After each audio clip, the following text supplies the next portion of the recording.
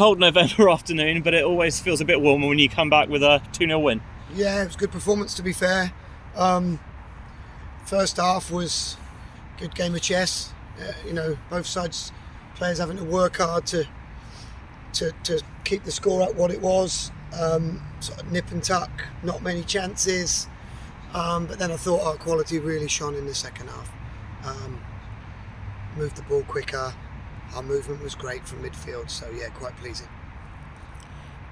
It's not been the first time in the past kind of few games where it does feel like there's been that kick on in the second half, and the first half did feel like it was asking for that little bit of quality. I don't know whether it was quality. I thought both sides matched each other up quite well, made it very difficult for each other. The only three players on the park were both sets of fullbacks. So I don't think it was quality. I just think it was who was going to blink first, who was going to move a man out of midfield to go for it. But then that meant the other team had the midfield advantage. So it was just a game of chess, and who blinks first. And we came out second half and went for it, changed it slightly, and got the rewards for it. Both goals certainly had similarities. Kind of catching the defence high up with some really incisive through balls, and Joe Turner with two excellent finishes. The first clipped over the keeper, and the second kind of driven across him. He's a good player. That's why he's here. That's why we brought him to the club. That's why he was identified, and he suits how we play, suits what we do, and he's quickly becoming a very important part of what we do. With the passes as well, we tried some things in the first half, and maybe those balls weren't there. How do you think we kind of were able to find that space in the second? Was it just the game opening up a little bit more? Was it having maybe that extra second to be able to measure it? It was how we moved their team before that central pass. We moved them side to side quite well today. And when you do that a lot, you're waiting for the other team to break down in some way. Someone just not get it right, someone to be a little bit too high, and we take them wide, it comes back, and then you get the opportunity to go through. So it was just about keep doing it. We had more bodies in midfield in the first half, so it was very tight in there, but it needed to be because they're a good side. They play their system well, so we needed to sacrifice some bodies elsewhere to try and dominate the middle of the park. But then the second half, we're always going to go for it. That's just who we are. That's our style. So I went for it second half, and it paid off for us.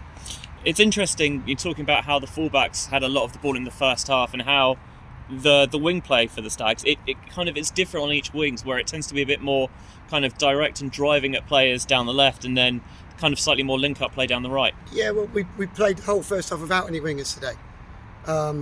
Allowed their fullbacks to have it, to gain domination in the middle of the park and stop all of their threat at source, which we did.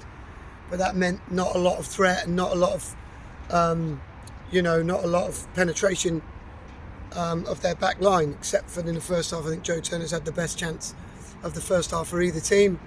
But that's what football, and that's what tactics, and that's what games against good sides are all about. They're about, owning territory, and when do you gamble? When do you go for it? When do you, be brave? And I thought we did that second half. It's been a while since we've kept a clean sheet in the league, and there was one point in the first half when it was certainly under pressure, but so comforting having Lewis Noyce back there. Made an excellent stop one-on-one. Yeah, second half, I got to say the lad was 3 yards offside. Don't care what anyone says. It was right in front of me, and I've been around football enough to know that he was 3 yards offside. But that's why Noyce's there. The flag didn't go up, and you got to play on.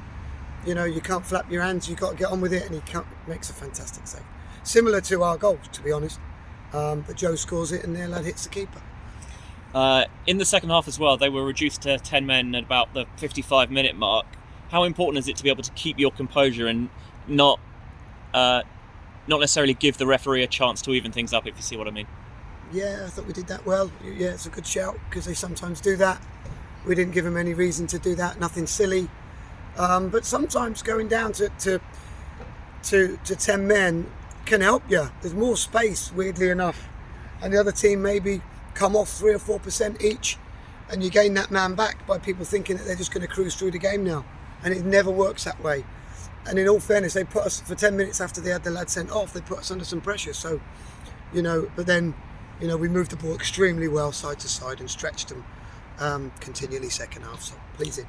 Just look ahead to the midweek game against Downton in the Southampton Cup. Obviously, I know that you like to kind of play strong fixtures in every game because you're here to win every game, of course. But introducing some newer players into the squad over the past few weeks, are we going to expect to see perhaps a bit more of them? It'll be a strong squad. It'll be a squad full of first-team players, because the one thing I do have is a lot of respect for Downton and their squad and what they're capable of. So we won't be taking it lightly. No, we want to maintain a winning mentality and try and win every game that we play. And it would be disrespectful for us to play anything other than first-team players against Downton.